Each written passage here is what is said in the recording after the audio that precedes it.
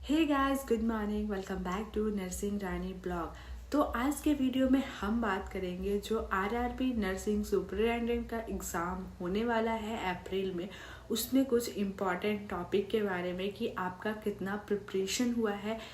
क्योंकि मैं जो कुछ टॉपिक आपको बताऊंगी उस टॉपिक से ना 100% क्वेश्चन आना ही आना है। उस टॉपिक से क्वेश्चन आना ही रहता है, बाकी अदर तो आएगा ही, लेकिन आपका इस टॉपिक से कितना प्रिपरेशन हुआ है। कुछ इम्पॉर्टेंट टॉपिक है जिसको एकदम आपको छोड़ना नहीं है, इसको अच्छे से प्रिपरेशन करना है। इसी के बारे में आज की वीडियो में बात करेंगे एंड आपको जजमेंट भी करना है कि आपके कितने टॉपिक इसमें से कवर हुए हैं।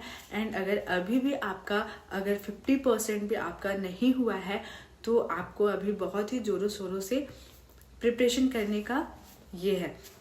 और अगर आप अभी इसमें से 80% भी आपका प्रिपरेशन हो गया तो इसका श्योरिटी है कि आपका एग्ज़ाम क्लियर होने का बहुत चांसेस है। और अगर 100% तो इसमें तो कोई रोक ही नहीं सकता है।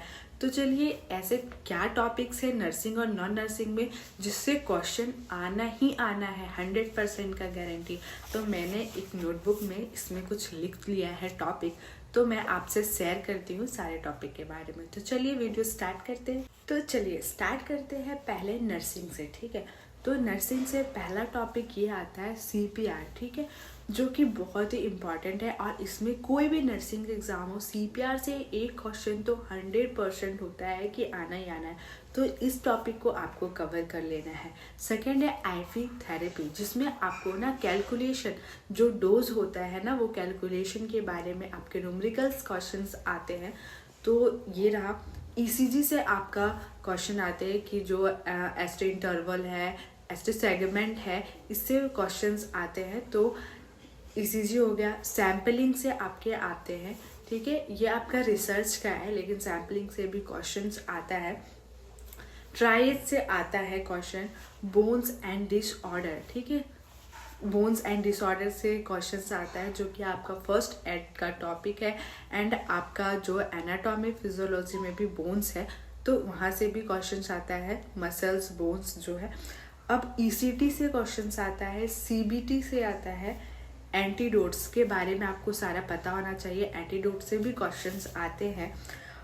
ऑक्यूपेशनल डिजीज के बारे में आता है। विटामिन्स जो है, विटामिन्स, फैट्स, कार्बोहाइड्रेट्स, ये बहुत ज़्यादा नहीं है लेकिन इससे क्वेश्चंस 2-3 तो आते हैं, तो इससे भी आपको प्रिपरेशन करना है। इम्यूनाइजेशन से 100% है कि आपको एक ना एक क्वेश्चन तो पूछेगा ही। तो इम्यूनाइजेशन का टॉपिक हो गया आपका जो शेड्यूल है। उसके बाद कंट्रासेप्टिव्स, जो कि कम्युनिटी का है, इससे क्वेश्चन आता है। ब्लड एनीमिया से है, इससे क्वेश्चन आता है। थ्योरी ऑफ मेंटल हेल्थ, जैसे कि इसका जो मैकेनिज्म है, हेलुसिनेशन, डिल्यूजन, इससे भी क्वेश्चंस आते हैं। कंपोनेंट ऑफ माइंड से आता है। कैथेटर से आपका क्वेश्चन आता है। लंबर पंचर से आता है। एंड कोड ऑफ एथिक्स से भी आपके क्वेश्चंस रहते हैं, जो कि ये फंडामेंटल के टॉपिक्स है, ठीक है। उसके बाद आपका इम्यूनिटी, जो कि माइक्रोबायोलॉजी का है, इससे क्वेश्चंस आता है आपका, ठीक है। मेंस्ट्रुएशन साइकिल से आपका क्वेश्चंस आता है। फिजियोलॉजिकल चेंजेस, जो ड्यूरिंग चेंजेस होता है प्रेगनेंसी में, उससे भी।